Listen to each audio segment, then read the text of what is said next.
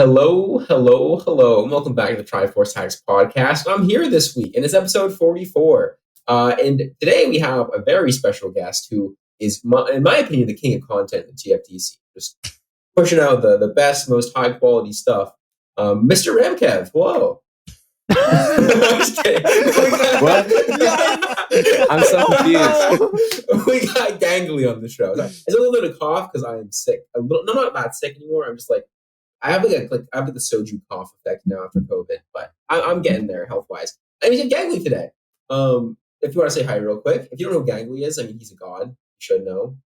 Become learned, I guess. Hey everyone. Can I tell you something? I have asked people, like I've introed other people like a billion times, saying like, today I'm joined by blah blah blah blah. How you doing? Well, as you were describing, and I knew like, oh, this is my intro, like I'm coming up. I actually felt a lot of pressure because like all of a sudden it's like, what am I supposed to say when he says welcome to the show? But no, thanks for having me on. I'm happy to be here. Yeah, no worries. I'm sorry. I feel like I have like a deer in headlights effect, so I was like, it's fucking Kevin. That's who's on. Great to have you. I mean, it's an absolute pleasure. Another podcast host. The newly minted High Roll Radio, which is an amazing podcast. I said podcast, like a British like fish broadcast. Fish Podcast, not codcast. I mean, we could do that in TFT because we have the whole aquarium emote meta. We can just talk about the fish. True. Joel. Joel. Anyways, I'm here with SpicyAppies. I'm back. It's been one episode. That's the first episode I've ever missed. That was a weird one. I was just like on my deathbed. But I'm alive. We got RamKev. We have Jirachy. If you want to say hi real quick. I'm RamKev this week. We're going back. Quick. I'm RamKev. I'm Riley. That you are. We did it. Yep, there it is. And yeah, we have some good topics today. A lot of stuff happening in the TFT scene right now. We just had Astral Cup. We had the Don't Talk, You Don't Know episode. We had did you talk about the rankings last week? I'm not sure the power rankings. I don't remember. We're going to talk about that this week at some point anyways. We also have, maybe the biggest thing to happen in my life, my single largest event of all time, TacticiansCrown 2. Where all four of us will be there, with Gangly being the amazing host of that event. Not the first TFT LAN. I'm going to say it is because it's the first one I'm going to. So it's the first one that matters. It is not the first TFT LAN. Twitch Rivals back in like set 1 existed. TC1 existed. I know there's also been like random stuff in Texas that I know like like Garchomp and Sylvia were telling me about. It's like random small lands, so it's not the literal first, but it's probably like the most high profile one since Twitch Rivals, or like everything back in like early sets. So yeah, it's the biggest one post COVID. There we go. Yeah, I think like it's weird because a lot of players didn't even start playing until COVID hit. Like I didn't start playing until COVID hit, so I didn't even know those lands really existed. I definitely see like Twitch Rivals footage, like Kafu smurfing on people maybe or something. But yeah, it's very cool. This is probably the first. Obviously, it's TacticiansCrown 2. There was a TacticiansCrown 1, which Jirachy won actually, which is very pop. So returning champ. But we have a fucking win again. Yeah, we have a lot of high-profile names in this one. We have the full podcast crew. We have Pocky, Void Sins, and a lot of just like top challenger players, right? Yep. Yeah. We had unfortunately Tay. Do you know Tay? Tay's like a consistent challenger player. They had to drop out, unfortunately. So we did lose them. But as far as I know, like because I've kind of seeded out like the top 8, I kind of include Jirachy as like legacy challenger, because even if Jirachy's not challenger right now, obviously Jirachy knows what they're doing. It's definitely like a top 8 that is incredibly high quality. We're gonna have some good finals games, as long as everyone doesn't screw up and like go 8 in the prelims. Wait, I thought as long as we have a plan. Yeah, we have a plan. Wait, what's the plan? Oh god, we're gonna buster and then just watch top 8. Yeah, and we'll provide commentary. No, here's the thing is you're gonna screw it up, because if you both buster out, we're gonna have some random like silver player who's just playing Nidalee reroll every game or something, who just goes like 4-4-4 and then makes it in. So me? Yeah, exactly. No, okay, Kevin and I need to get on a commentary desk at some point because it would be the most. It would be hilarious. Can we do Appies and RamKev in the same game and we have them cast while they play? But that would be sick. That's actually a sick idea. Oh, okay, hold on. Genius idea. For TC3, what we do is I get a sponsorship from like some audio company. Let's say it's like, I don't know, it's like an audio, like Sennheiser. And we do like the Sennheiser listen in where Appies and RamKev commentate over the game while they're playing. That's like their sponsor spot. Oh, that sounds so that's 5 head right there. Okay. I'm so fucking down. We will get back to TacticiansCrown though, because we have a lot to talk about with that. But before we get into that, we do want to start out with some Astral Cup stuff, because that is. Are we going to talk about our week? We're not going to. Goodness! Weeks exist. Sorry, I'm like I missed an episode and I forget things exist. I had a weird week, weird couple of weeks. Last week I was just like sick all week. And then Astral Cup. I was telling everyone that there was this like Astral Cup was so weird for me because I'm like happy with how I did for how I like was physically, but I'm also really upset with how I did because I didn't win.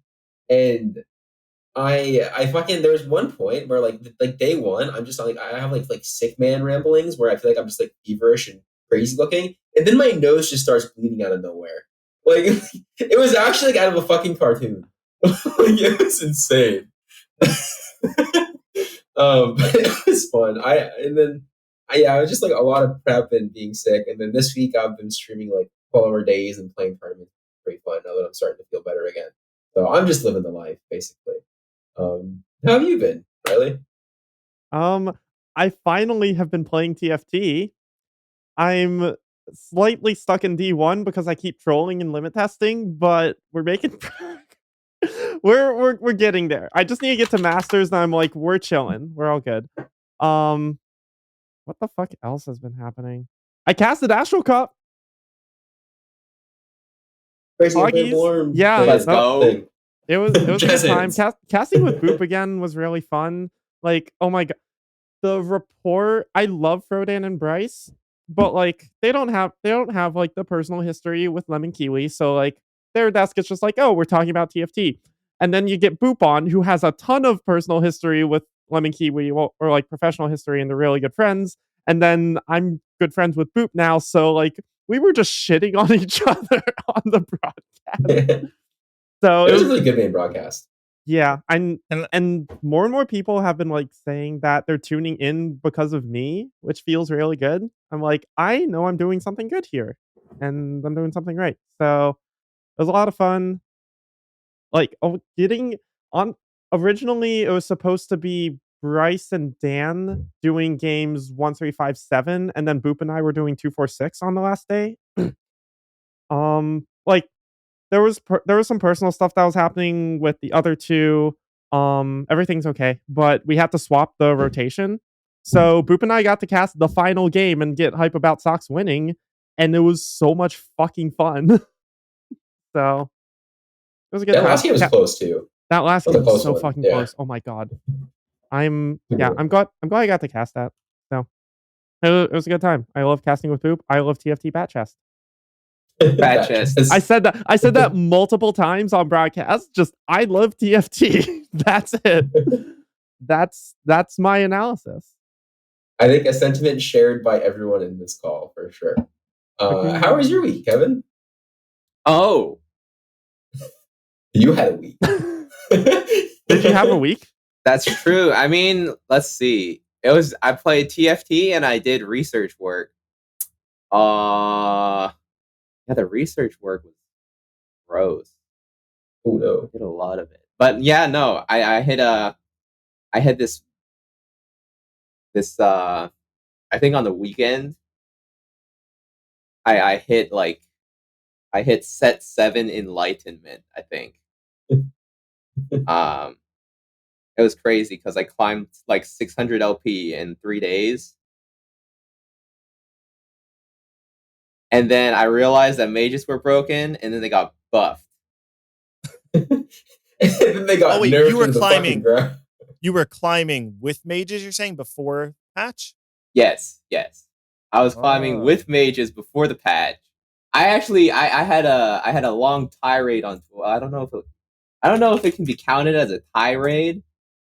In all fairness, aren't you always having a tirade on Twitter? Yeah. But this tirade that's just the Kevin special. Just tirade on Twitter about TFT. Yeah. Because like, I discovered this thing about mages and the way that they match up against the dragons.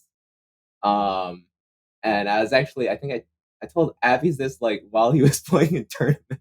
And I played mage game with 8. Yeah. I might have fucked Appies over there. But that's what happened that game. It was the mid-set coaching. That's what it was. yeah. No, I got fucking H. I was H-box. You were crunch. I just got fucking Tenno. No. It was like Mango and Taffakins, where Taffakins just gives Mango like some alcohol and is like, "Here you go, buddy." Yeah. Watch him go. No, but a Bud Light on the table. It was an interesting week. I started streaming again, and then like after a couple of days of streaming, I was like, reading chat, and I was like, this is the worst. I want to go back to not reading chat.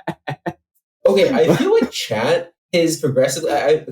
So compared to like in the minutes, it's just like in correlation with me becoming like a bigger streamer bit by bit, but I feel like chat as time has gone by has become more and more backseaty, and like more toxically back. Like I don't mind someone saying, "Hey, why'd you do this?" or like elaborate a bit. But then like chat is more and more these days has something like, "Hey, idiot, why didn't you give your Nomsy the 3 chalice value, stupid?" I mean, just say my name, Appies. Just say my name. Because this is the thing where it's like,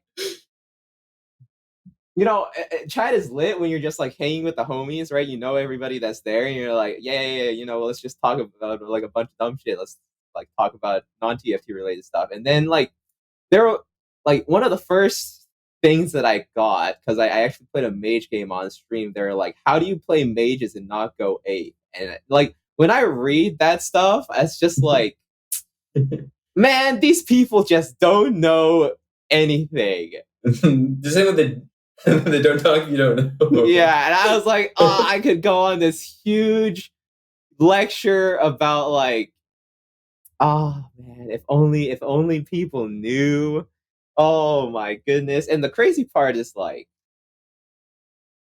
yeah, it's just like reading those types of comments for me is just like, man, it's so detrimental for like gameplay and like enjoyment, because I'm just in the back of my mind, I'm just like, oh my god, man, they just don't know, man. These not knowers. See, I feel like I think I generally don't pay too much on stuff like that. But then, like, I swear, chat is just more toxic these days. Like the first time, like, it's a lot of like first time chat. Like play this unit. Oh yeah, like slam this item. The people when you see the first time chat and it's like a backseat message or it's like a do this, and you're just like, bruh. Well, if they said, "What do you think about doing this?" right? But they just say, "Fucking do this, bot." Like, come on, man. It's so funny because like the first chatter feature was like, it's not old, right? It's like, isn't it less than a year old or something? It's pretty new. Yeah, I've only started seeing it pretty recently. But I like the feature. Great. It's good. Like, it's awesome. It lets you weed out the like, it's just like the people that the first thing that they say is some dumb stuff, and you're just like, okay, guy, all right. Oh man, because like I used to do this thing where if somebody used to challenge me in chat, like somebody one time, I remember in set 4. Like, this was after Worlds, and I was playing, like, Open 4 Yasuo reroll, and somebody in chat was telling me, like, this is garbage, you should never do this. And I was like, I'll make a wager with you. I'll gift you a sub if I bought for this game, and if I don't bot for, you're banned. Somebody just say that person was probably banned. Yeah. Honestly, I'd be down for you to just scam them, even if you bought 4, just ban them anyway for backseating. I just like you gotta show up or shut up, you know. Fuck you. Hey, you guys ever played Phoenix Wright games? Yes, I love that game so much. I just imagine Kevin with like it's just face that says objection. Yeah. Anyways, how was your week been, gang? How you doing? I'm doing good. All right. I talked about this on High Roll Radio a little bit, but last week, my wife and I bought a house, which super crazy. A lot of big stuff happening, but I'm trying to get the house ready because for anyone who doesn't know, I'm housing RamKev and Appies for TC2. So from last Friday till now, it has just been like every spare second, because right now we're living with my parents. But every spare second, I'm like at the house trying to like spackle, paint, like whatever, just to get stuff ready for the house. So it's been super busy. But on top of that, I freelance full time. That's like my day job or whatever. And so the nature of freelance is like sometimes you just have nothing. And then right now what the season is like, I had 3 jobs all start this week and they're all due next week. So it's just like crazy crunch time right now for work. And on top of that, I have all the house. Then I have TacticiansCrown stuff. And then I'm trying to put out my own content. Oh my goodness. Anyway, it's just and like you have a fucking family. And I have a family. And my wife is gone. She's in Nashville this weekend for my sister's bachelorette party. So I have 2 kids like at the same time. It's crazy. So it's hectic. It's very hectic, but it's been really nice. I've actually been watching or listening to more streamers than normal lately because I've been working so much. So I just like have Appies on whenever he's streaming, and it's a nice little way to. Whatever, just like relax while I'm getting all this stuff done. But after TC2, things will slow down a lot, and then I'll have a little break where I'll probably just try and grind some TFT. I want to hit Challenger this set, actually. That's like my goal. I've never hit Challenger. I've peaked at like 6 something LP. This set, I actually want to try and do it. So after TC2, when things settle down, I'm gonna find someone to get some coaching from. And try and make like a hard push. Literally anyone in the I got you. Yeah, for free. 100%. Oh, shoot. Okay. Yeah. Huge. You're the homie. I mean, you're literally, you're like killing yourself to get a house ready so Kevin and I can. True. Don't get ahead of yourself. This house is going to be like a couch, 2 air mattresses, and a tube TV for Melee. Like, that's what this house is going to be. That's lit. That's enough. So, like, that's more than enough. Seriously. Typical male house. What? Yep. Yeah. Just reach out. 100%. Whatever you want. Sweet. Yeah, it sounds like you are living the dream to an extent, but also the nightmare potentially. Yeah, it's all good stuff. It's the good kind of busy. All things I'm happy about. It's just hectic. Yeah. Sweet. And actually, part of that was you making the power rankings for the Astral Cup, right? Because you're part of the panel that does the Don't Talk You Don't Know power rankings. Or I guess I won't say for the Astral Cup. It was like before, pre-Astral Cup. First weekend? Yeah, that was the first one of set 7. Yeah, wait, RamKev, you were on the ballot this time, right? Yeah. Wait, what? No, I put in votes. That's what I mean. Like you were one of the panelists, but didn't you screw yours up? You just like left people off. Yeah, you forgot, didn't you? Okay, in my defense, all right, I forgot that Goobums and Ramblin were TFT players. In my defense, literally, our best performing Worlds rep and the guy who was basically considered the best player for all of set 6. But if you really think about it, my rankings were spot on because Ramblin got out day 1, and I don't think Goobums made the final lobby. Wait, did he? He did not. No, he was very close. He was on tiebreaker. Yeah. All I can say is profit. RamKev does it again. Perfect power ranking. Honestly, it was all calculated. Socks was number 1. Just don't talk if you don't know. I'm happy. I personally put Socks number 2 on mine, and then he just fucking won. So. Who did I even put on my? Who did I put as? I have them pulled up, Kevin. Do you want me to read them off? Yeah, that would be lit. I think your top dish soap is number 1. Your top 3 was socks, dish soap, and goose. Oh my god! Did I put socks 1? Yeah. Oh, I'm so good at this. I am actually so good at this. Holy crap. Oh my, like honestly, they should like do a machine learning algorithm, like in machine learning algorithms, you put weights, like you put more weight on things that tend to be more correct. So I'm down to like have a bigger cut in the overall like ranking ecosystem. I think that's what this is telling me. The results are speaking for themselves right now. What was unfortunate about the rankings is that the one time Gangly doesn't put Solus number 1. I know. It's true. It's so true. I kind of got screwed over in mine because I had Appies as number 1, and then I had Ramblin' as number 2. And Appies and Ramblin', I feel, all right, Ramblin', all right, to be fair, it's so early on in the set, not everyone really knew kind of where Ramblin' was. I think like if the ballot had been like 1 week later, nobody would have really put Ramblin' in like top 3, top 4. Like, yeah. And Appies got COVID and had to play while sick. So I got really screwed over by my ballot, and now my ballot looks so bad. But I feel like if you get rid of those, I'm pretty happy with the rest of my picks. Yeah, I think yours was. I remember correctly, yours was actually pretty good beyond like the glaring weaknesses of myself. I still value at them Spencer, and I disagree, but it's fine. I still value Spencer pretty highly, which I think a lot of people tend to not right now.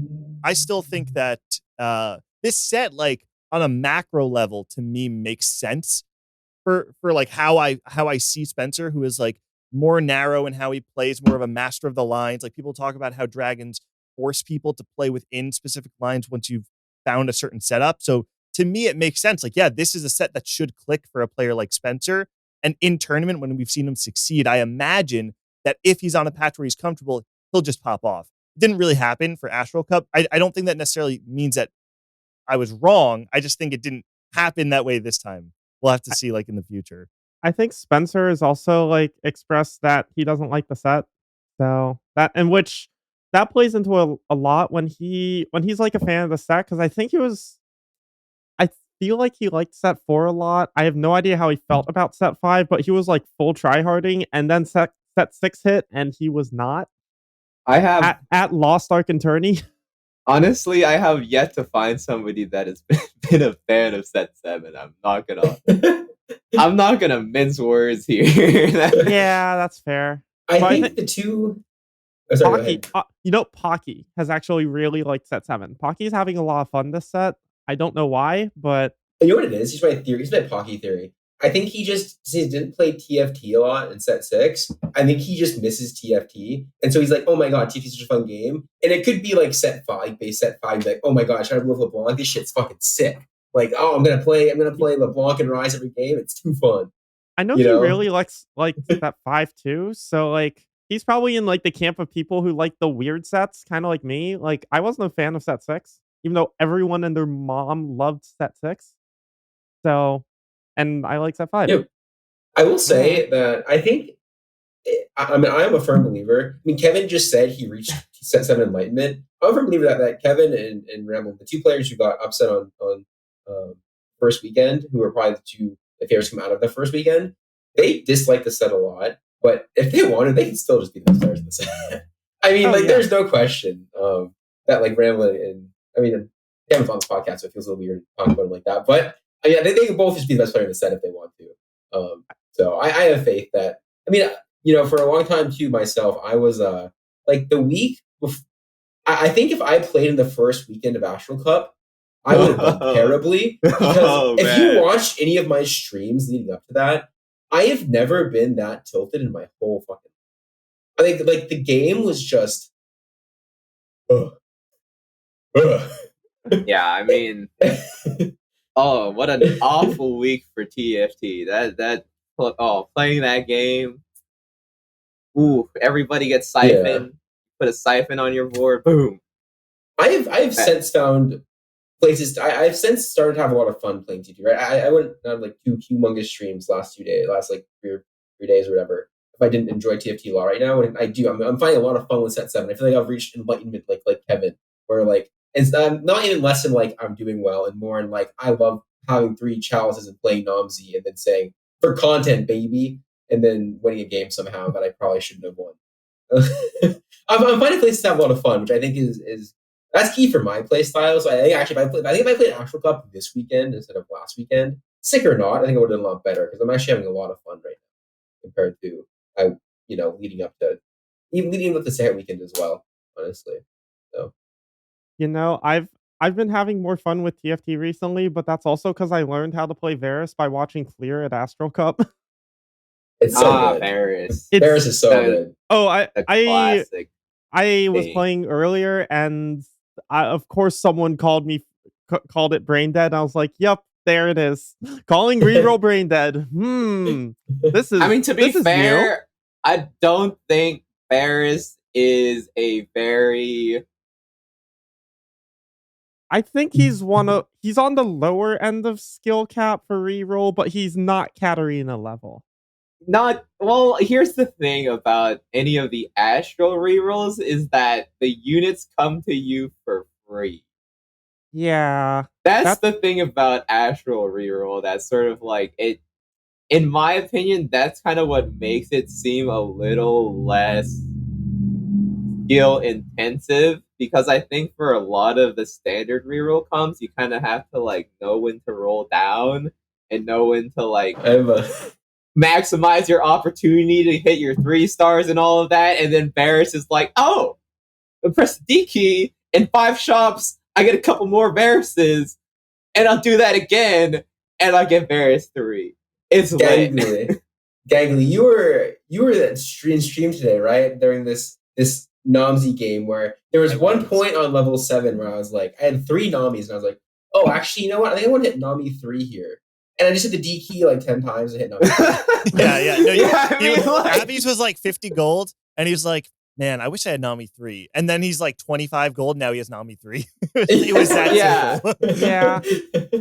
Like, I was like, it's about time I had a Nami 3 on my board. I just might as well have it, so I'm just going to hit the D key. Or like, Nidalee reroll, for example. It's like, with 1 cost reroll, you have to balance rolling on level 4 and leveling, rolling on 5, etc., etc.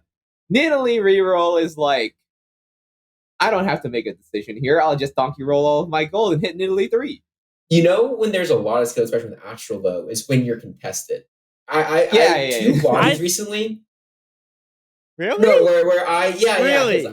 Maybe not on Nidalee. Maybe not on Nidalee. Not on Nidalee. No, but on Varus and Nami. Like I scouted a little. Like I scouted and didn't. When I was scouting, I didn't realize that people were just going to send it for their Namis and Varuses. I had 2 games. One where I couldn't hit Nami 3 or Alawi 3 because they were out of the pool. And one where I was 1 off Varus 3 because some guy had double trouble and was playing Varus. And so I was like accounting for them 3 starting it, and then like I could hit it. And they just fucking like get 3 Varuses for free and I can't hit anymore. Yeah. So, no. That's the most lot. Yeah. I think, like, God, the number of times that I've hit Varus 3 second, just because you get it for free, pretty much guaranteed. So as long as there's not some fucker holding 1 Varus, like, you're gonna hit. And that's, I think, like, part of reroll is being able to maximize your placements when you don't hit, because it's gonna be inevitable. But the chances of you not hitting with Varus, let's go. Unless you're double contested, you're hitting. So also PSA, if anybody's seen that Reddit post, there are 18 3 costs in the pool. Very different, by the way, from 2 costs. Because I went on that whole 2 cost crusade last set. What was 2 costs again? It was like 22. It's 22. Something. Yeah. It's 22, so everybody holds 2. We're in the clear. This one's really easy, Just somebody hold 1, Literally, just have 1. Literally, if 1 person holds 1, then only 1 person can hit Varus 3. And I saw this I saw such a dumb comment in the comments for the Reddit post. It was really funny, because in the Reddit post there were a bunch of people in the comments that are like, "Why would I grief my econ holding a 3 gold unit?" Like, you You are so holy crap. These fucking plat players that have no idea what they're doing with griefing other people. Like, it's worth it to make someone go in. The thing is also, you don't have to hold it every round. You can keep it on your bench when it shows up in your shop. And like, if you're gonna lose out on econ, you can potentially sell it and then buy it back later. You know, how crazy is that? You know, it's like, oh man, this is the one Varus I'm going to see all game. I got to hold it for the end of time. That's not how that works. You know, like until that guy hits Varus 3, you can pick it up anytime you want. Yeah. But I want to I want to backpedal a little bit because we do want to have the patch, but I want to get a little bit more Astral Cup discussion. Actually, because, so anyone who does not know, Gangly is also from the Smash community. I've talked a lot about my past in the Smash community and how I feel about, you know, open bracket events and stuff, but I know Gangly loves open bracket events. We had a whole, like, it wasn't an argument, but we had a lot of debate going on the High Roll Radio I was on. Yes. On Monday, which, that's what was missing from my week. I was on High Roll Radio with Gangly. It was a fun fucking time. That's part of that. There's a whole crossover thing happening this week between the two podcasts, but we had a lot of discussion about, like, Gangly really thinks that, like, pure open brackets should be a thing in TFT, and I do not. I think the current 160 system is, like, open enough, and also, like, if you want to be, like, even if you... I'm trying to think of how to phrase this, because if you don't have the time to commit to being, like, just hitting that top 160, the likelihood of you having any kind of remotely serious run is basically nothing. And then you're in the same lobby as some of the top players, and it's almost like, well, for, like, Ramblin' going up against a silver player who's played, like, 5 games, it's just like, well, I know this person's going 8th. This is kind of a waste of my time. So, like, having my opinion is having some kind of threshold that's still, like, a pretty big field is the way to go. It just displays, like, a minimum level of commitment that means you have even the slightest realistic chance at making a splash. I've been thinking about this a lot this week. So I kind of have an idea of how I want to, I guess, like, present my case. So the first thing I want to ask, like, Appies and RamKev, when you're playing on ladder, how out of 10 games, how many games are you playing in all challenger? 8 players challenger out of 10. 0.5. Yeah, like maybe 1 in 20. Max. Right. Okay. So I think that's important. We're going to sideline that for now. Okay. But keep that in mind, that what you're saying is, on average, you're pretty much never playing in an all challenger lobby, right? When you're playing on ladder. Okay. Now, the other thing I want to point out. It's like gamer posing now. I'm ready. I talked about this on Twitter today. The fewest number of games that someone played to get into Astral Cup, they averaged about 5 or 6 games per day in order to qualify for Astral Cup. Okay. That means these players who qualified with, like, 200 LP, because everyone's starting from 0, had to play 5 or 6 games per day. So right off the bat, you're having a gigantic entry barrier that's not about skill. It has nothing to do with how good a player is. It's about, first, yes or no, can you allocate 6 games per day to this tournament, assuming that you are good enough to get there 6 games a day, which already assumes that you have prior experience in this game, that you're able to get. You have to learn the set. You don't have to learn already. You don't have to learn the fundamentals. You have to only learn set 7. So there's already a gigantic entry barrier. And with that in mind, all right, I agree with Jirachy, where it's like, yes, a Masters 0 LP player is going to have basically a 0% chance to make a deep run. But, like, and no flame to them, but these players that are, like, 150, 159, 160, like, how many times out of 100 is Igor Blonded, Mujo, Mikdal, or Huskles, like, making it to the finals of the tournament? I have a counterpoint. Because I was curious about how, like, the lowest person with, like, the highest placement, Phoenix or just Phoenix, placed 15th. He was ranked 161. He got in off wait list and placed 15th in the tournament. But also, hasn't Phoenix Odd been in a lot of Phoenix like, Odd is not a new player though. He's not like a new player, but like Phoenix Odd is like well known for what was that tourney? The whole debacle, but like 6.5 Challenger Series where he basically gave up. Yeah. But like in order to be in Challenger Series, don't you have to be like top 16? That was 6.5, which took it realistically was more like top 30. Not to discount that like he was top 30 at the time. The thing is, you can be relatively low rank, but still like I think it's better to assess like where the ceiling. Well, like what I would go for it. It's like, if you're potentially hard stuck rank 150, it's very different from somebody who's currently there, but we already know is capable of being, rank 20, right? And like the point I'm trying to make is that like, and yes, I'm referring to what RamKev is saying. The player whose true skill, their actual skill is rank 160 on this list, their odds of winning are not that different from the rank 300th player on ladder of their chances of winning. Because their skill may be very different from each other, but relative to Sox at number 1, the difference is not that large. My proposed solution was actually, I think I actually told Natures this when I interviewed him, was that we drop the bottom 16 seeds from the Astral Cup, and it's not 160 from ladder qualify, it's 144, and 16 players qualify through a pure open bracket the weekend before. To me, it's like, why? Like, and that's a lot of investment. That's like the biggest issue is that I could get behind. I think having the whole field be open, I think is completely wrong. I think you do need to have a cutoff somewhere, but like having the bottom 16 come from like pure open, it also kind of fits into the kind of like last chance, almost like last chance nature of like, like these, like this is like we have a few spots reserved for just like you didn't qualify off ladder. This is your last chance. And in all fairness, that's how I got into set 4 regionals. I got in off an open last chance qualifier. So that I could get behind, but I think having it just like as a pure open bracket, I think is it's not it at all.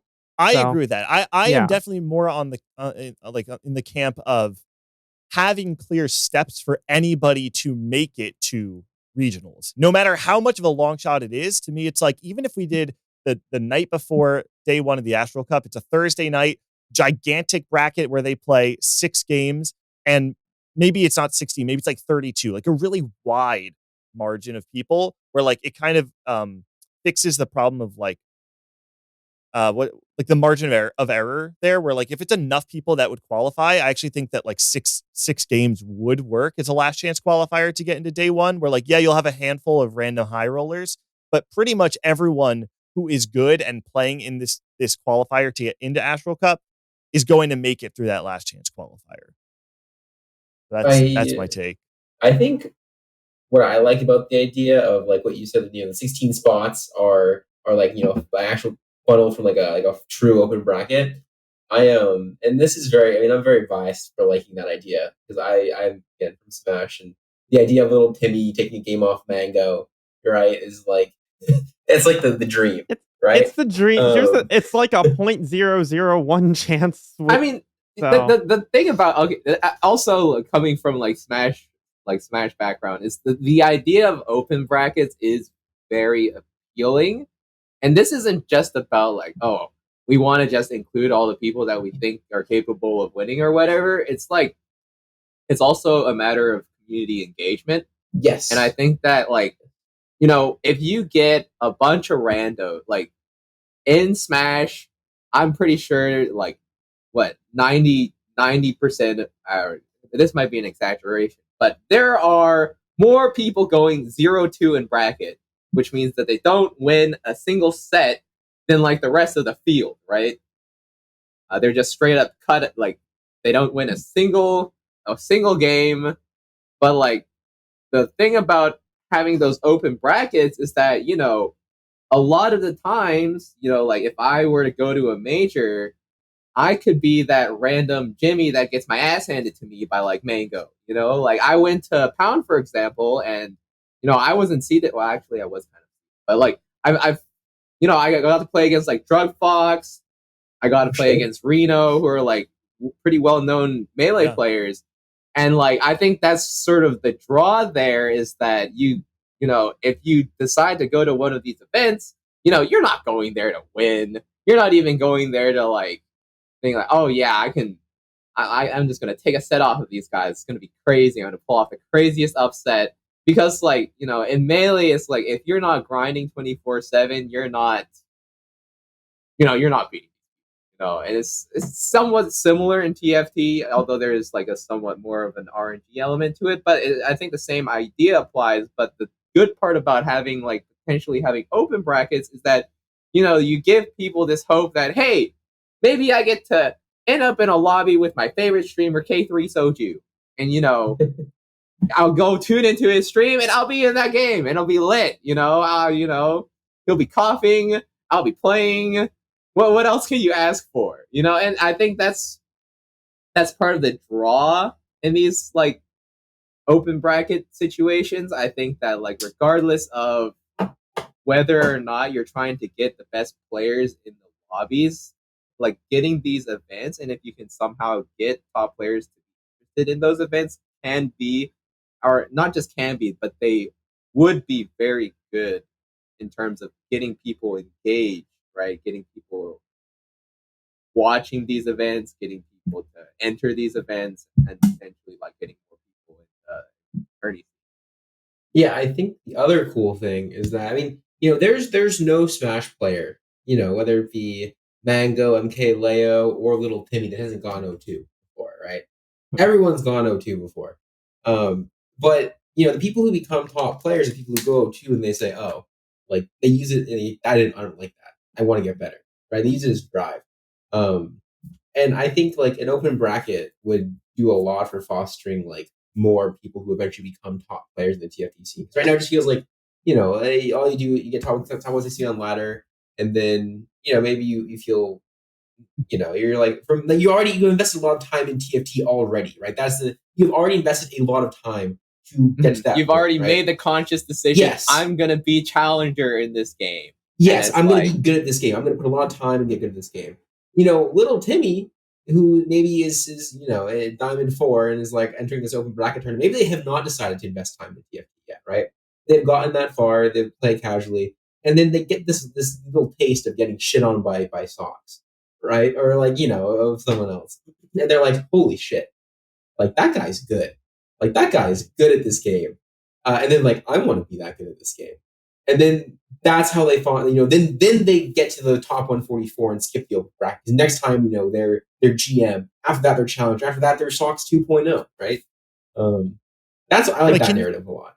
Can you just imagine being like some random Diamond 4 player, like you're saying, and like you end up high rolling your game, it's down to the top 2, and you're in a 1v1 against Appies or Soju or Sox or whatever, and they just like outplay you, like outposition you fight after fight after fight, and then you lose. Like, I can imagine being that player and feeling like this was the greatest loss of my life.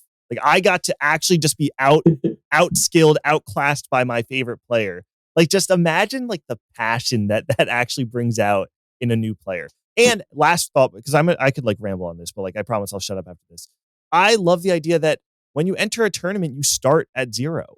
You know, there is no more entry barrier. There's no more time investment you need to make.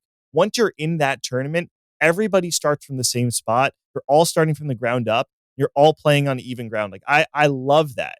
And that's just a really easy way to make playing TFT not irresponsible so that someone doesn't have to play 6 games a day just to get into these tournaments. There is actually a really cool moment. Like, I want to say it's the exact thing. You know, the person wasn't Little Timmy, right? They were good at TFT.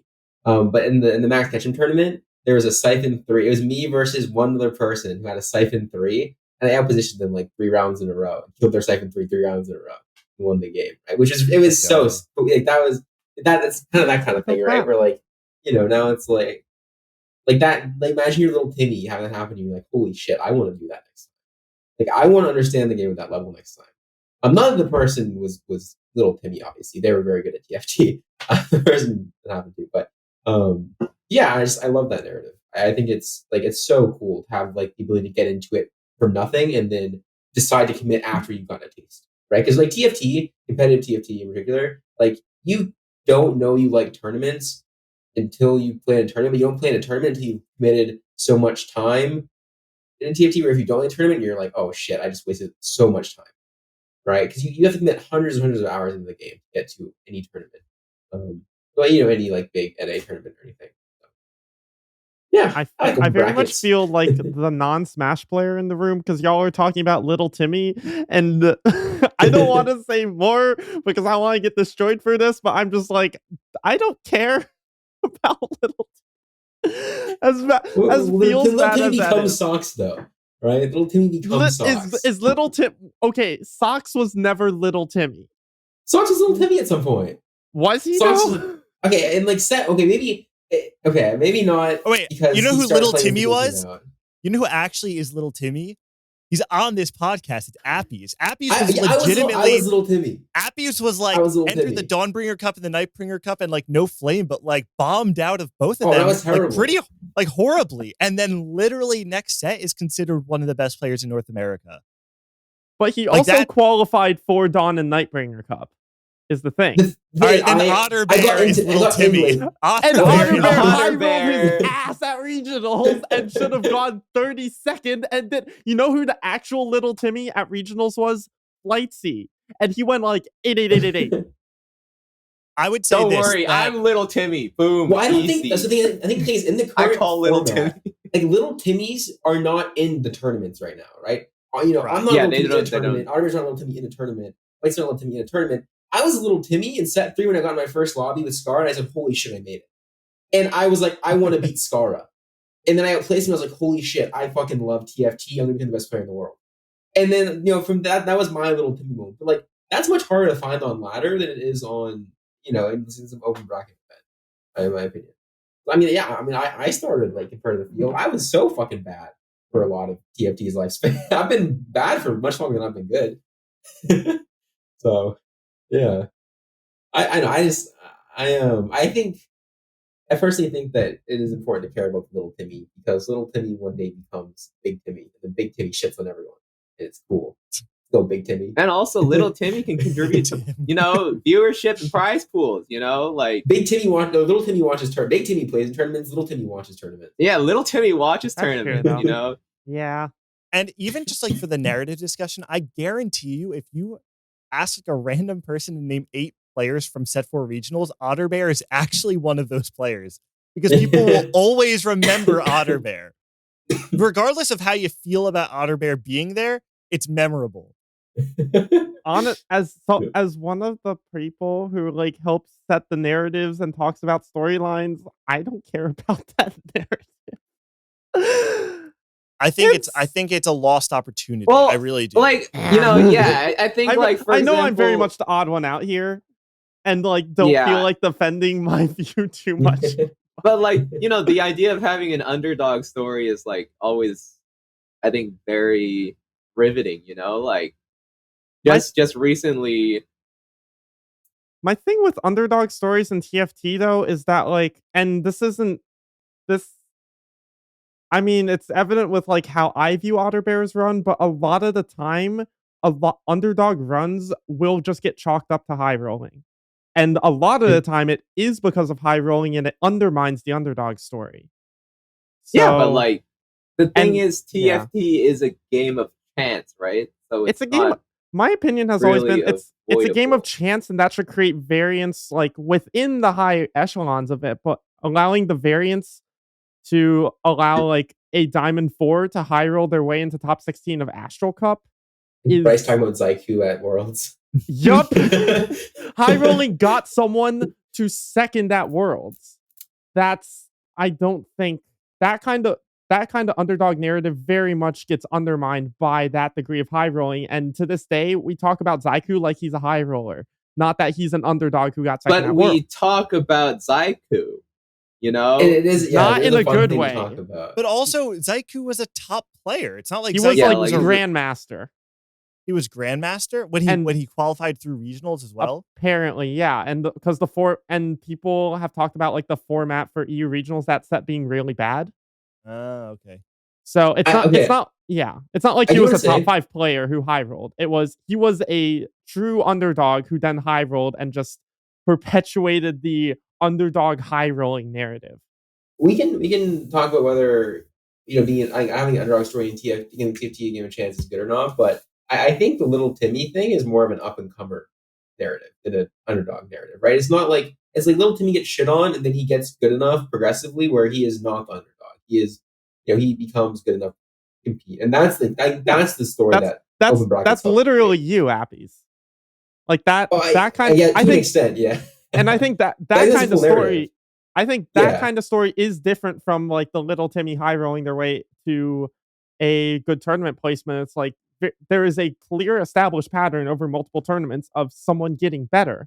That kind of starts with Timmy, though. Yeah, I think it starts with little Timmy. Yeah, you need them to be engaged first. Yeah. Before like you expect them to grow, right? And if you can't engage people, then there are going to be far less people that are interested in participating in these things and getting better, right? It's like, I feel like the fact that we don't really have any open tourneys in NA right now, and I was talking about this with like, Yippee Maokai setting up the buy-in tourney. I was like, why don't we try to get an open bracket going here?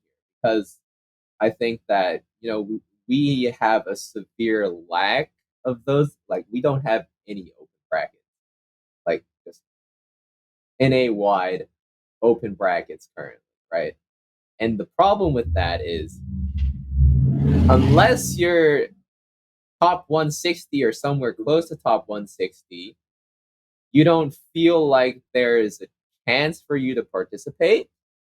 And a lot of people will sort of feel like, well, I don't have a chance to do it. Why even bother, right?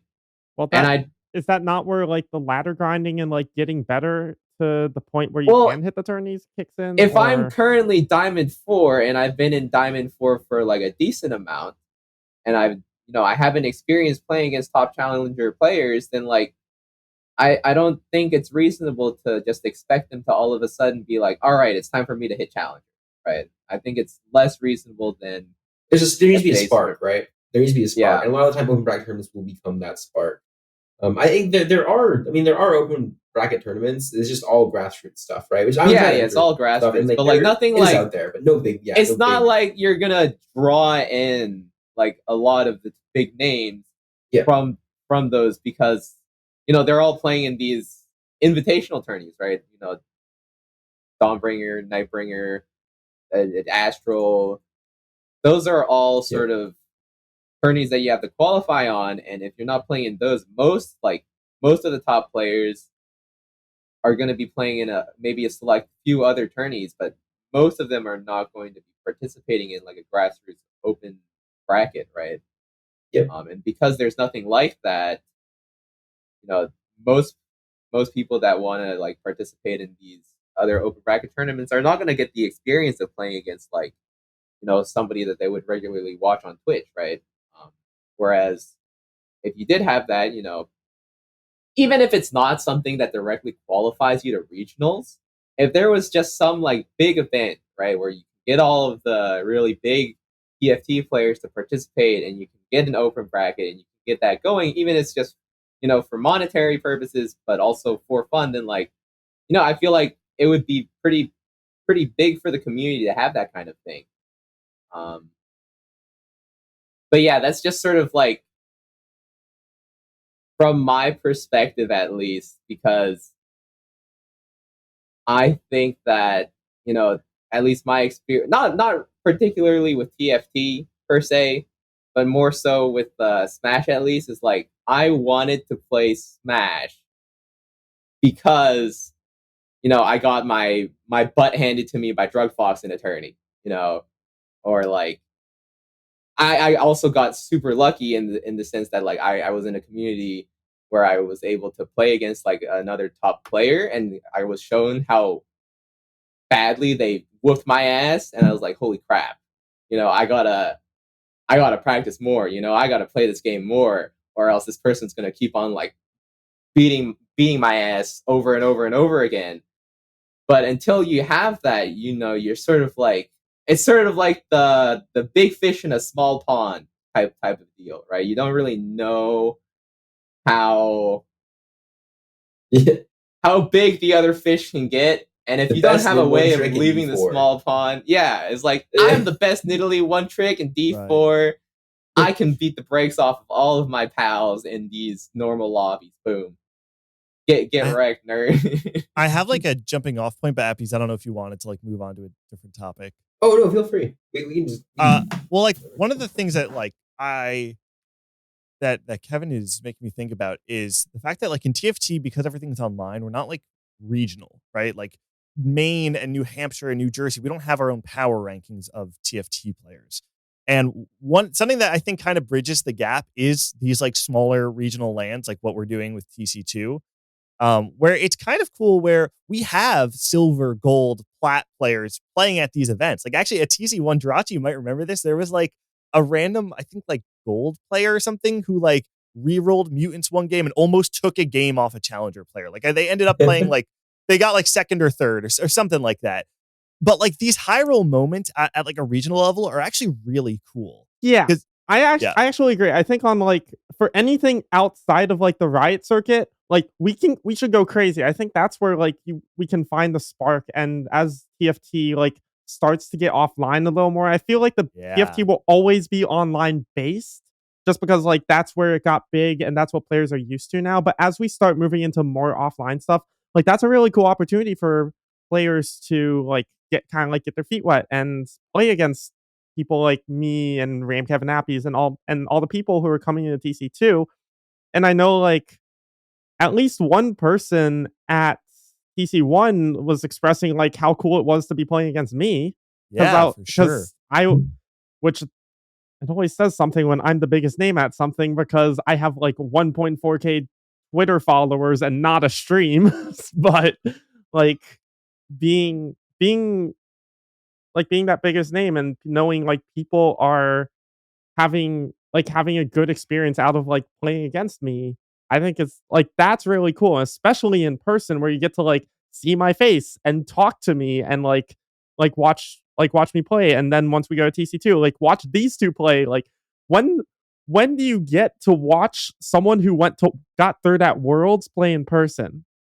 Yeah, and even more so, it's cool where, you know, at some point in time, we're gonna run enough Tacticians Crowns where we're gonna know like who are the Jersey players, like who's defending the state against like the top players that are coming in, like who's trying to beat Appies, Jirachy, Pocky, and RamKev. Like we've got Uwu Damn Daniel, we've got Charles DC who was there last time.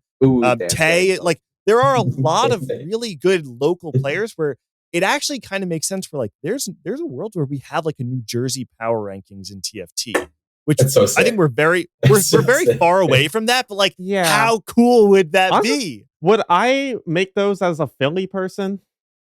I feel like I'm close enough. In Melee, like Philly, I don't know. Philly used to be in like the South Jersey PR. I don't know if they would like in like the whole Jersey thing. It is literally across a bridge from South Jersey. I think Philly should count. Regional barriers for that kind of stuff is all wacky because they include Connecticut and Tri-State, even though it's I know that Jersey but it's also players, part of New England. I know that Jersey players used to be in the Philly PR, but I don't for Melee, but I don't think Philly players were in Jersey. But the reality is we can do whatever we want. Like we could do a Tri-State PR. We could do a Tri-State, yeah. New England PR would work. We got Kevin on. Yeah, people up here. Like that would be, and then imagine like a regional crew battle where we have like Tri-State versus New England in like a 5v5. Like that would be so, or 4v4. Right? That would be so sick. We've talked also about like this DMV, like podcast. I know like so cool. like Soju and some other people like live in DMV area. So like we even like just on East Coast and like Florida has Nico and Kurum. Like we could have regional power rankings if we put our mind to it and also like had more regional events. It'd be so sick. Oh man, that would be so sick. The time of regional 4v4s. Regional 4v4s? We talked about that, right? It was like maybe like 10 episodes ago. We talked about regional 4v4s. We did, and we just did nothing with it. Oh, we should actually organize. We should organize an event in set 7.5. Wait, like regional 4v4s. So yeah. Someone in chat said Riot give Gangley a fucking job. Someone make this man the leader of crew battles at Riot headquarters. What we should do battles at Riot headquarters. Get the next Mort Dog Madness. Get Mort on this. Like the next one, 4v4. Get that to be a regional battle. That'd be so fucking sick. And we host everyone at my house. Yeah. It's not like okay, maybe not that, but just like use like the whole regional thing as like a setup for like an online 4v4 event. But within that could be super fucking cool. But even like I feel like on a smaller scale, like I want to see that offline. Like I want to see New York, I would and New Jersey, like in person, like trash talking in between matches. Like it'd be so sick. That'd be so cool. I'm so down. The question is like how good would it have to be? Like it would have to be like top players, right? Where people just wouldn't care. Oh yeah. It's like how far down the list? Because I'm thinking like Jersey like has challenger players. Jersey, but if they don't have a name, do people care? Well, like if for like Jersey, like our kind of area, if we did the podcast plus Pocky, like that versus a team of like top players with at least somewhat of a name, people would fucking watch that. Or even like a bounty, like a defend the state bounty or something, where like at the end of the day, like we take the 4 highest rated out of state players and the 4 highest rated in-state players, and we like tally up the totals, and like whoever has the most points at the end of the tournament combined, like each player gets X amount of money. I don't like. There's a lot of different ways to do it. There's a lot of things. Yeah, we could go crazy. It's so underexplored. A lot of stuff. Yeah, it's so unexplored. Oh my God, infinite money. Yes. Okay, we need like some rich billionaire to be like, well, let's get a Red Bull sponsorship. Game. Yes, or something. We're really going full circle. Like, fuck it. I mean, I'm down. Get Red Bull or Papa John's, or like we need Bryce. Okay, to this is a quick aside. I just ordered Papa John's for the first time today, and it was mid as hell. It was not great. It was like a small little pizza with this shitty garlic sauce, and it tasted like it was it was just super mid. Mateo is rescinding his like sponsorship request email at this moment. Like, actually, never mind. I love Papa John's. It's all right. I mean, it's all right. We could get the guy's racist. It's what else could you do? Like, it's true. It's true. Old Papa John is. Yeah, we don't talk about old Papa John. No, we don't. Anyways, I did have a little pepper in the box though, which was surprising. It did. Yeah. So Gangley's power rankings. Right. Okay. Okay. So what have we talked about? We've talked about. I'm going to say we talked about Astral Cup because we did a little bit like in the mix. There was power kind rankings. of. I think did we even mention Sox won? We said those words throughout. Yeah, I mean, Sox won. Solas played reroll Anivia and went 8th. I guess. I mean, yeah. I mean, it was a tournament. I have 2 people I actually want to like know y'all's thoughts on. Fucking Luquin, like him getting 2nd, which was super fucking cool, but also Nubal in tourney. Yeah, Nubal looked good. Finally, I should not be asked about anything related to second half of Astral Cup because I legitimately yeah, no, come on! You didn't watch the main broadcast that I was casting, Kevin. I was playing TFT. I tuned into Appie's. I made that tweet actually, and it was 100% what happened.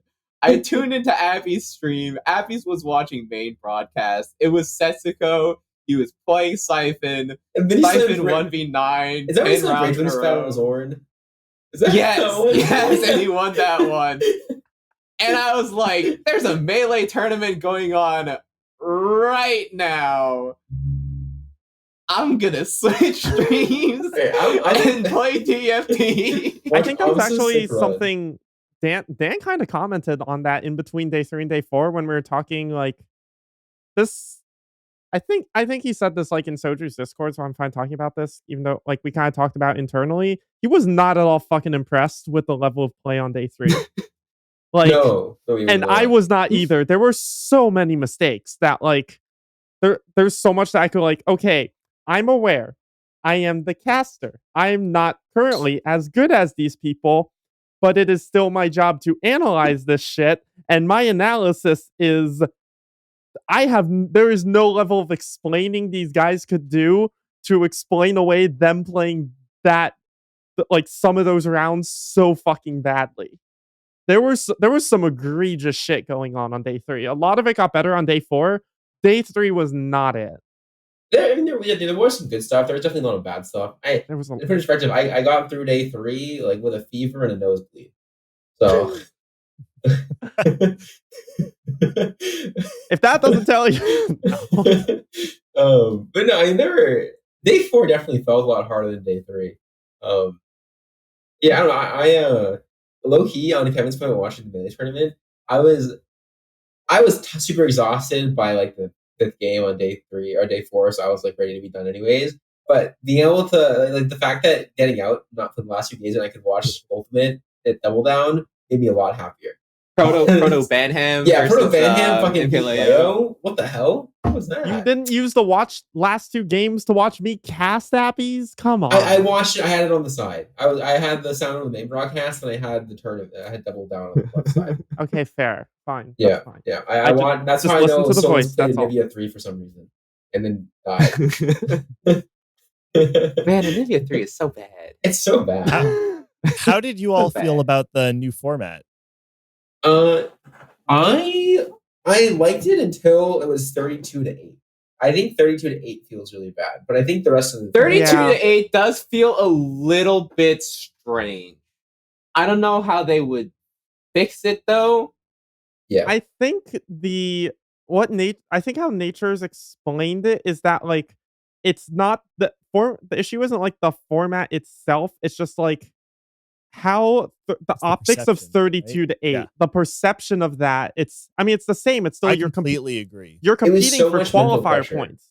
But yeah, I bought for my first game and I thought oh my god, I don't want to play more games. Yeah, well, you feel the pressure that like, oh, I'm not making top 8 anymore, therefore what's the point? The point is you're still gunning for all these qualifier points. Yeah. And like getting 10th is still like, you still get a boatload of points.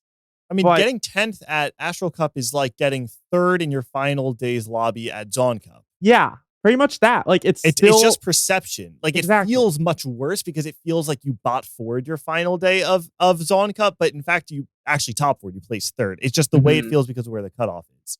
Yeah. It's just like a perception thing. I think like in terms of getting points allocated properly as well as getting a hype final lobby, I think it's at least it's a step up from having 4 winners.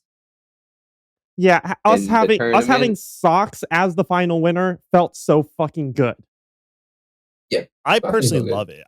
I actually think this is a really, really good format, and I'm pretty sure by the end of 7.5, if we use the format the same exact way, everyone will feel like, yeah, this is great. I'm pretty sure it's just because this is the first time we're using the format, and so it feels a lot worse because everyone just doesn't understand how to read the standings. Yeah, I think if we do this for two more tournaments, everyone will be like, oh no, I get it now. 10th is great. The implications of the 32-8 cutoff and how people view it is like, and well, you also like perception is everything, especially the top players. If like it's the reason that the point system changed from 10-1 to 8-1.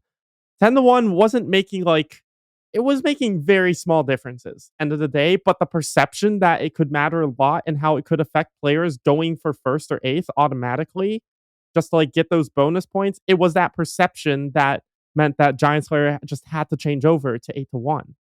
So it's everything, unfortunately. And I honestly, just because of that perception thing, finding a tweak that would end up making it 32-16-8 wouldn't be the end of the world. But I think as is, the tournament format is super fucking good. I think it was not the greatest TFT I've ever seen, but some of the most entertaining TFT I've ever seen. And I think nothing got bogged down by like this format itself is a clear issue, which I feel like a lot of tournaments have gotten bogged down in that in the past. Yeah, I think Gangly hit the nail on the head with like the, in 7.5, they have the exact same format. No one would complain. So I think like the first couple of games of day 4, I was like, and like the end of day 3 too, I was like, oh my god, they have so many extra points, and like I'm already behind. I just went bought 4 in my first game, like it's totally doomed. My mental's in shambles. And then like as the day progressed, I was like, okay, actually, like I was say as soon as you bought for one game, you're playing winning tournament, right? But that's true for any tournament. If you bought for one game the final day, you're playing out winning the tournament. I mean, that's not necessarily true, but like you bought like 2 of the game, you're playing more or less. But like as the games went on, I was like, okay, actually, I do want to do well because I do want these qualifier points. And like I had a good last game, and it felt really good to end a good last game because I ended up going from like getting, I ended up going from like 30th to like 21st or 22nd or something. Which, you know, that's a huge difference in qualifier points because if I just do that again in Jade Cup, I'm in mid set, right? Compared to like if I was 30, if I went 30th and then I went 30th again in Jade Cup, I am not guaranteed in mid set, right? Because it's top 24 qualifier points. Where if I make sure that I am one of the top 20, if I'm in the top 24 spots, and then I do that again, it's like going 4-4, and then you get through the next round because you just average 4, right? So it felt really good by the end to just like be able to have a good game, get my qualifier points, get the fuck out. So, yep. Ejo this. That last day format change, yeah, like I think we touched on it earlier. It is the literal exact same as Zon Cup, with like who qualifies for mid set and how like qualifier points get doled out. But it's just you have a straight 1 to 32 instead of 4 lobbies and like 1st through 4th, 5th through 8th. It is the same format, just better. Having a winner is better, especially because you met like in Zon Cup because you're seeding based off of day 2 lobbies. Like high roll on day 2 can have serious implications for what the final day lobbies look like. Where all of a sudden you could have a lobby in Zon Cup where 6 of those players are not top players, and then another lobby has like 6 top players and 2 not top players. That having a straight 1 through turn. Okay, there you go. Yeah, like it makes a lot of sense to me to have all 32 players competing against each other when you're playing through a pool of points. It's almost like you're trying to just play on a 32-person ladder for the day. Yeah, no, I actually remember that having Zon Cup because I remember that my lobby was like the most cracked lobby of all time, and there were some lobbies where it's like 6 people I'd never heard of, and then, which is fine. I mean, it worked out. And but definitely it feels better to have like me to see a whole field at once. I 100% agree. I think this is like a much better format. If that was the format in Zon Cup, I would not have gotten day 1 because legitimately any other like if I had that amount of points in any other lobby, I probably would have made it. But just the way that it broke out, because it was just a lobby of 8 people and they cut off the top 4, it's like, well, hey, you bought 4 once and it was a 5th. Unlucky. Yeah. I remember, I hope this doesn't like, I'm not trying to like tilt you, Kevin, but like I remember after the event, I'm like doing all the stat stuff and I messaged Jirachy. I'm like, RamKev had the best average placement in the entire tournament. I was just like, that sounds accurate. Fuck that format. It was, I mean, honestly, any change from that format is a massive improvement because you could do anything. The format was so bad. I'm pretty sure the RamKev Zon Cup Day 1 is going to be the biggest asterisk on Set 6 competitive season. As much as there was a lot of good shit that came out of Set 6, there's a big asterisk of RamKev got fucked. Honestly, RamKev probably should have been at regionals. I'm pretty sure that Zon Cup like format issue like locked Kevin to regionals somehow. I made it to regionals. I turned down my spot. I didn't want to play regionals. Well, here's the thing. You turned down regionals because your view of competitive was so tainted by Zon Cup. True. So even if it didn't like back to Zon Cup. Even if it didn't directly mean that like, you were qualified, straight up, like if I had made day 2 of Zon Cup, I probably could have played in mid set. I wouldn't have felt like so awful about the competitive, but like my experience was legitimate. It was the doubles tournament into Zon Cup into Innovator Cup. And every single one of those experiences was like completely off. Like absolute trash. You know, like I think you had the least fun of anyone on day 3 of Innovator Cup. You did not seem to have fun at all. You're just like playing Twitch every game, and you seemed really yeah. Because it was like I was playing well the first few days, and then the last day I was like, I just don't care about this anymore. Yeah. It's like, oh man. We've moved on to better formats though. Luckily, this is definitely an improvement. I mean, they did a great job listening to feedback and making. Yeah, I think they made a big step up. Yeah, they're so cool. It's so amazing that we have them for our tournament. Because if we didn't, holy man! Remember the old tournaments? This is before my time, but like the old tournaments. Oh, the set 3 ones, set 3, set 4 open qualifiers. Fuck those. Those ones were like nothing went wrong at all. I've never been like, I wasn't tilted at all in like set 5 tourneys. I was omega tilted in all of set 3 and 4 trying to fucking play open qualifiers. It was so bad. Set 3 in particular, I was in the scene, but I wasn't super invested in competitive because it was really just starting at the time. But from what I understand about set 3's open qualifiers, they were like the worst run tournaments. Oh like, yeah, it was also that Liquid like built a website to run the tournaments, right? They built their own portal and it just didn't work. They had a website and they built a bot to like auto run the tourneys. And for the first 4 weeks, the bot just broke every single tourney. So it was like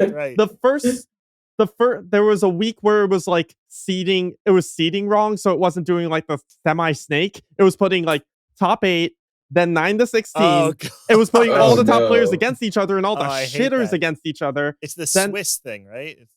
And then there was Swiss style. The very first week, it was complete open season.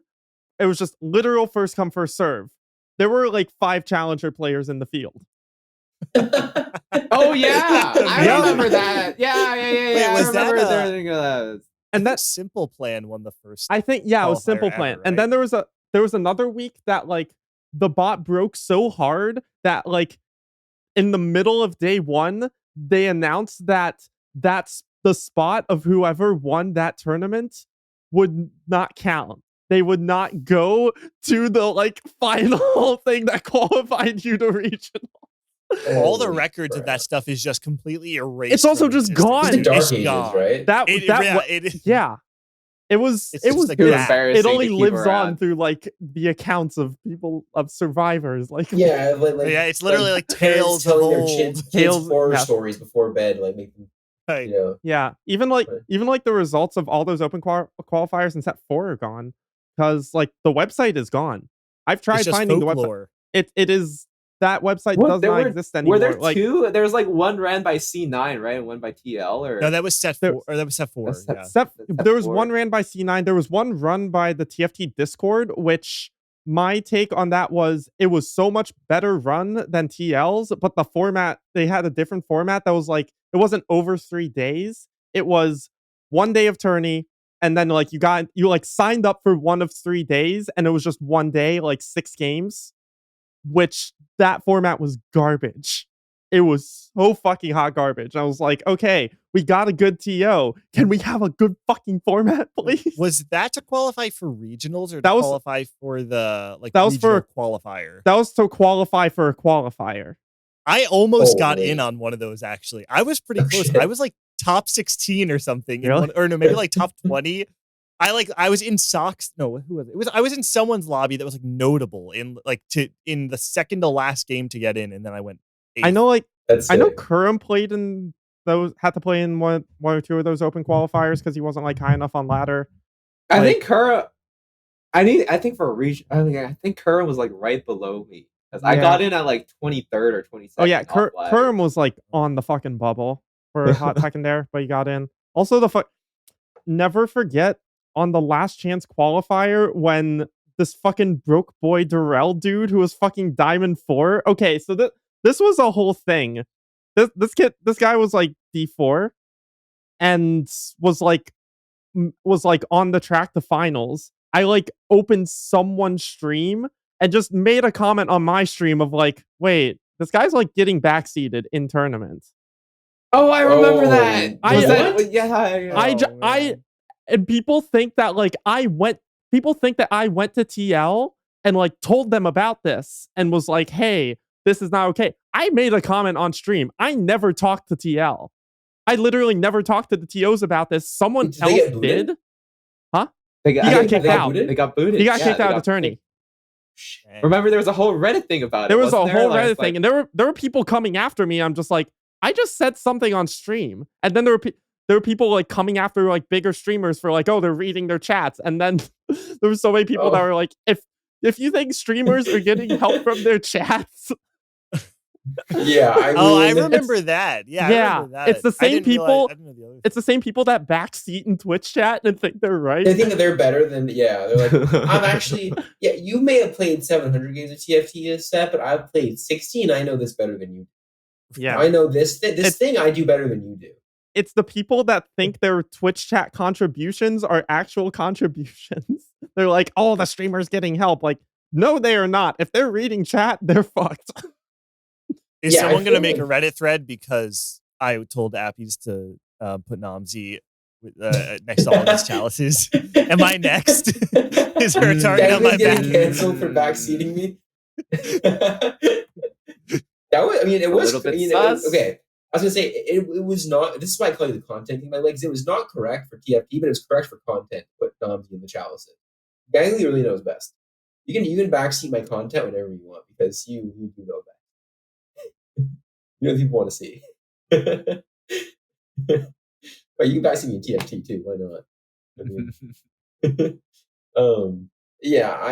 feel like there's just like there's some picture to be painted or some video to be made of like some kid like like scared in bed, and like under the bed is like the TL and like the Cloud9 symbols, and there's like the TFT Tactics Discord and like the closet, and then and then I don't know, it's just a shit show.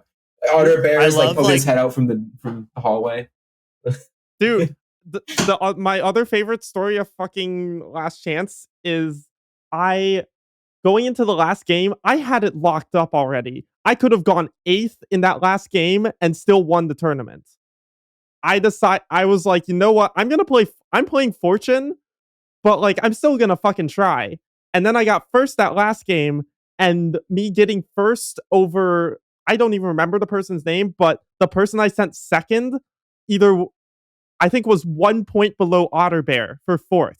Ooh. Me trying, put Otter Bear in regionals, and then he like subbed to me for 3 months straight after that. Jirachy is the catalyst for the Otter Bear. No, I put Otter Bear in regionals by tryharding the last game when I literally did not need to. The narrative revealed. Oops. No matter how much Jirachy speaks out against little Timmy, they were the reason that little Timmy exists. I'm sorry. Yeah. You're a little I'm so Bear happy. Was like I'm just happy I outplaced Otter Bear. That's all I want. That's insane. Yeah. We've come so far. We really have. We've come so far. I feel like insane. I was the catalyst for a lot of storylines except for around regionals. Like I was the catalyst for Otter Bear playing at all. Me making one mistake was the catalyst for DQA getting into finals and then making it to Worlds.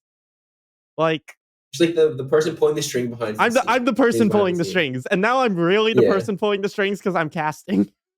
Right in the script that we're all following. If you wouldn't know, Competitive TFT is all staged. It's entirely staged.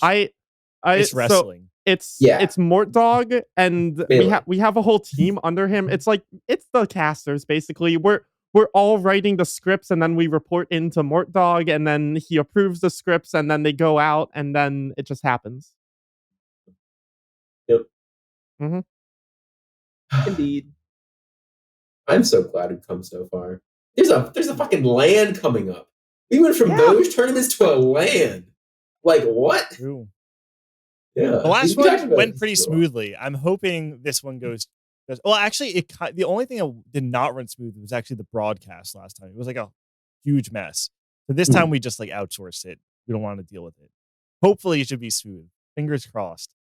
I want to do some in-person interviews while we're there, because I like just in between games grab people. I also I do feel like I'm gonna be what's the word? Not like called out. I'm gonna be Oh man, I'm sure I'll think of the word after. But my tag is gangly, and like my Twitch username is tall and gangly, and I'm pretty sure like I'm like the third shortest and like not the gangliest person in this call even. So I'm the tall and gangly one. I'm gonna have to do like some Lord of the Rings, some like Lord of the Rings forced perspective stuff where like Appies and Jirachy stand like 5 feet behind me when we're like doing. Oh, it's okay. I'm the shortest. It's easy. How tall are you? I'm 5'7". Fucking short. What's wrong with you? That's so mean. I call everyone fucking short. Don't worry. I'm going to take this moment to say that I've been lying to everyone this whole time. I'm actually 4'6". Wow. Oh, man. So that's about the same. That's the same height as my sister, who's 27 years old. I am Kevin's sister.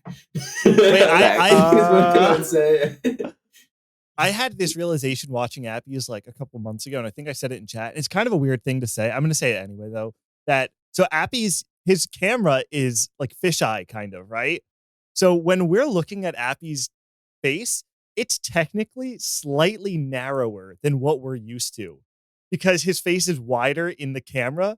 So when everyone sees Appies in person for the first time, I think everyone's going to feel like your face looks smaller than it should. Really? Because on stream, it's going to look slightly wider than it actually will be in person. This is actually my fake face. So you don't even recognize me at all. This is a mask. Yeah. A veneer. Oh, man. Wait, Appies, how tall are you again? 4'6". No, I'm like, okay, I'm 6'2" on a good day. Okay. like 6'1", like a an average day maybe. I will say, as much shit as I've been talking, there is a chance Appies is taller than me. I say this because the last time I measured myself, I was 6'3". I've been 6'3" for years. However, HRT can make you shrink because of like how it affects like your like I think your ligaments and your cartilage. Everything changes when you're on HRT except your bones, basically. So, and I'd have no idea if it's kicked in. I know also because of that, your feet can shrink. And I know my feet have shrunk because my docks I bought are like size 12 or 13. And I was like getting new shoes while I was with Peyton in Maine. We were at Target. And I fit size 11s now. My feet have shrunk like size and a half. Interesting. So I need new docks, by the way. Oops. So I'm guessing that you're gonna be the tallest. I'll be second tallest. Then it's Gangly. Then it's Kevin. It'd be really funny if it was Kevin then Gangly though. There might be. It'd be crazy if I was actually the tallest. You know, in some inverse world. Yeah. Going to LAN is gonna like have to force me to rebrand or like just give myself a new name eventually because I think especially like what if I gain like 15 more pounds? Like I'm not going to be gangly at all. I mean, at this point, you'll like be short and not brand. gangly. It's fine. Honestly, yeah. I'm like 50 years old, like 250 pounds. I'm still just gangly. Take this unsolicited suggestion with a grain of salt. You could totally rename like your Twitch channel to like Gangly TFT. I can't. I tried to rename. Tried to rename. I don't remember why I can't. But it wouldn't let me rename my Twitch account. Did you rename it recently? Because it might be that you can't do it yet. They only launched you out for like 90 days after you rename one time. I think. Oh, maybe what? Because I had tried like a while ago. Wait, or was it? Wait, no, it was recently. Oh no, it only lets me change like the capitalization. I thought there's somewhere in there that you can like actually change your Twitch username. Because mine used to be the Jirachy. And I changed it. Yeah. Okay. I definitely need to get tall out of there because I'm really just like normal dude gangly. Like I'm really renamed to normal dude gangly. You know what's insane, gangly, is that when for maybe the first maybe like 5 or 6 months that I knew that like your name is tall and gangly, I actually thought it was pronounced like Holland. Like the Holland gangly. Like a name. Like your name is like a from Middle Earth. Yeah, no, exactly. I thought it was like literally. I thought it was like a Holland the elf. And then I was like, holy shit, it's tall and gangly. It one day just like fucking like brain blasted. a lot of people will say like Talon. Like they'll just say it as like Talon. Like, oh, thanks for stopping by, Talon. They just see like tall and gangly, and they just see like the whatever. Yeah. That's what I thought. So I'm definitely getting rid of tall. They're like, like they're like gangly and then something.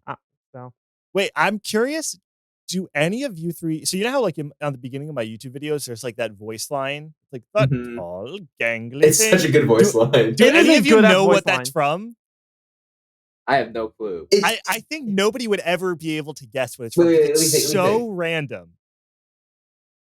No. Okay, I'm gonna give you one Doctor hint, Who, which is that it's from a movie with Lindsay Lohan in it. Parent Trap? Girl. It's Parent Trap. Yes, okay, it is. Okay.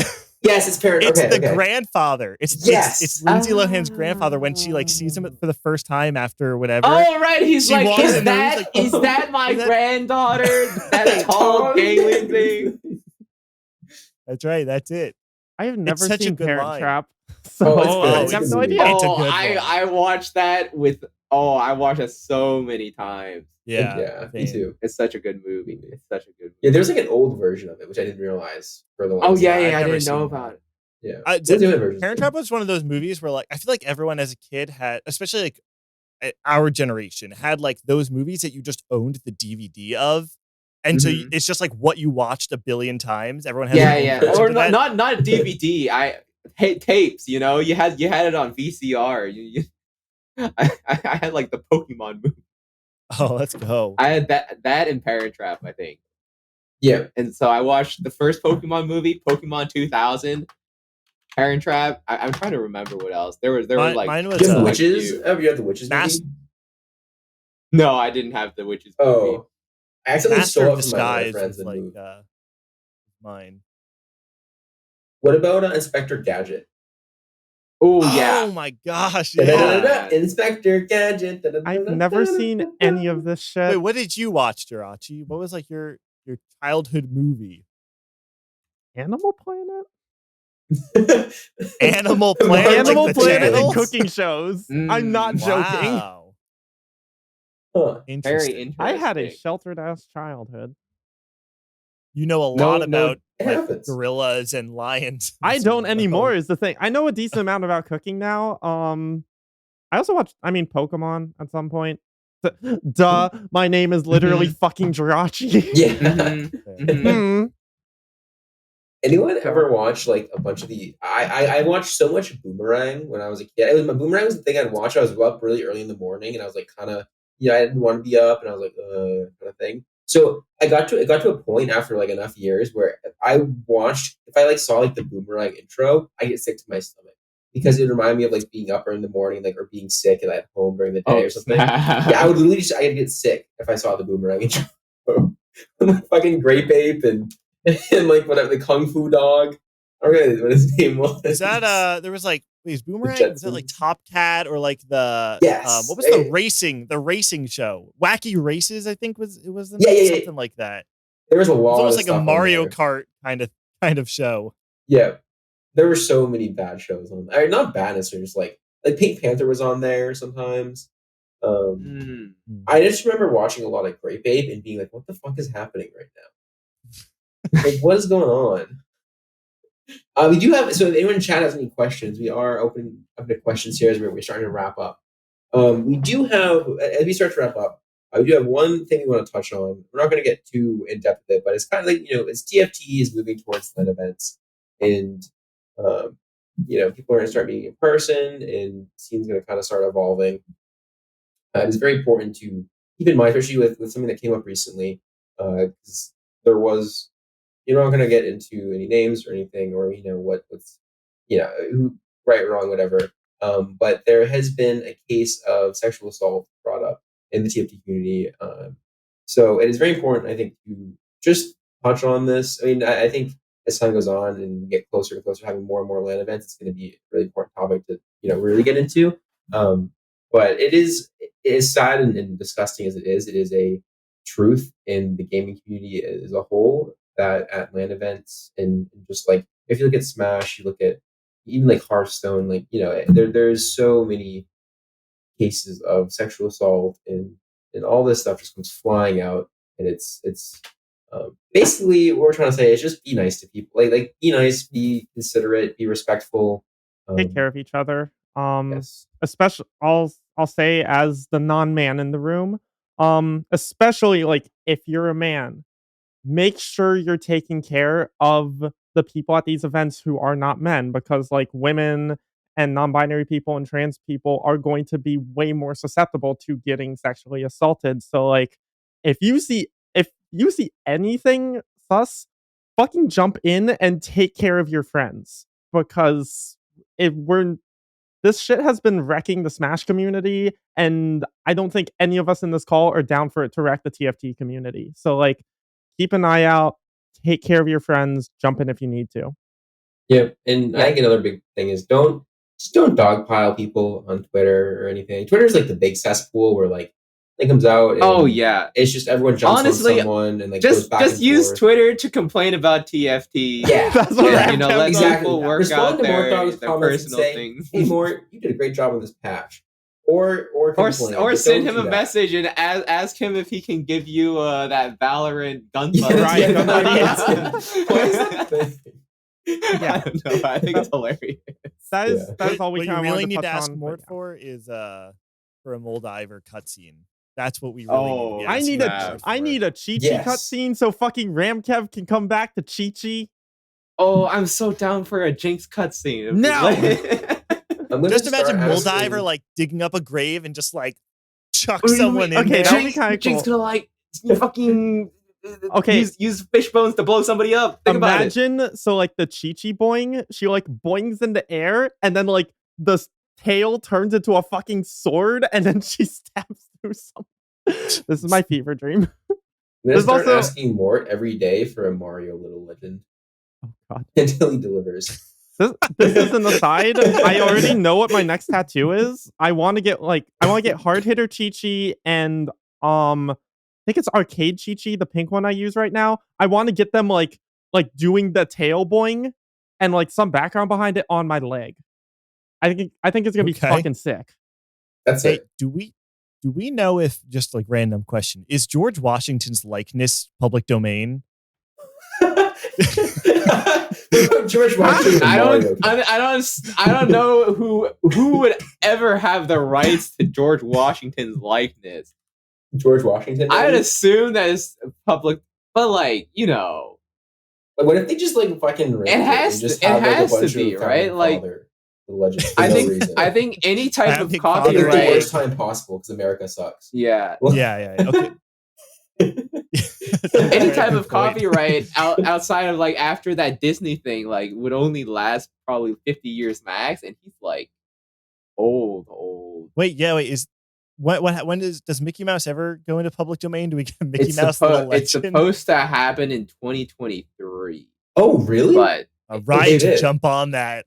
If I know anything, it's not going to be public domain. Disney's gonna public domain because Mickey Mouse was actually not supposed to be.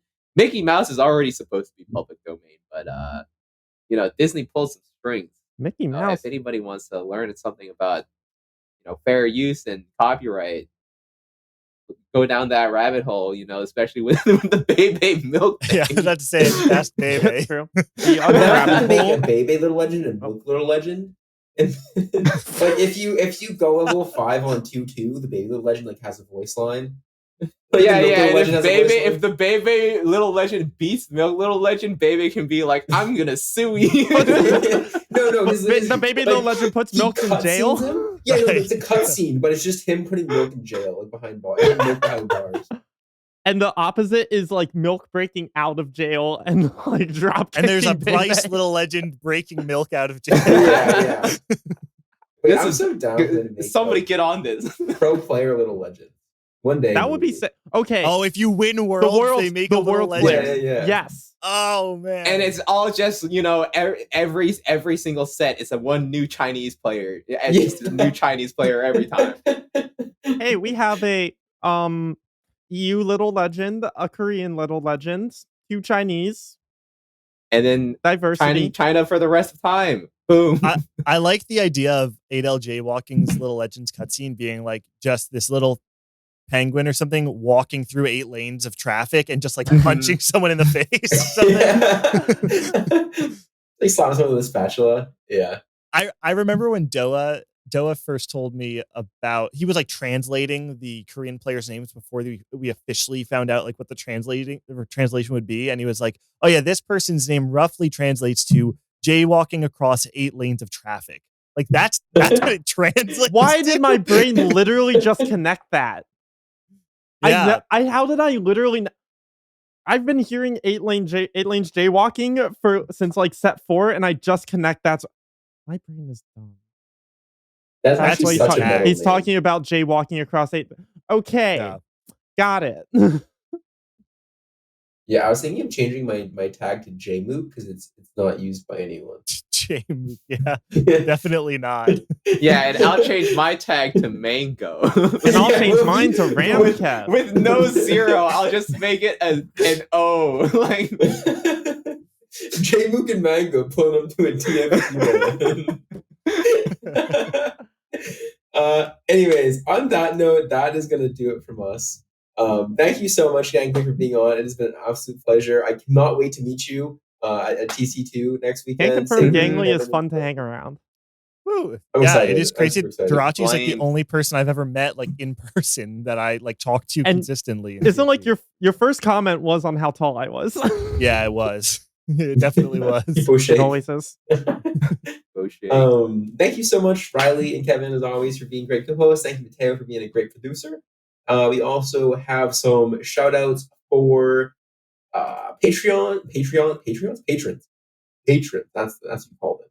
Let me see if I can find the list. I always forget who it is, and I feel so bad. But I have it pinned now, so I can see. Divine Soph, Nicholas Stroh, Cloud, and Happy Paladin. Thank you very much, as always, for supporting us on Patreon. Super appreciate it.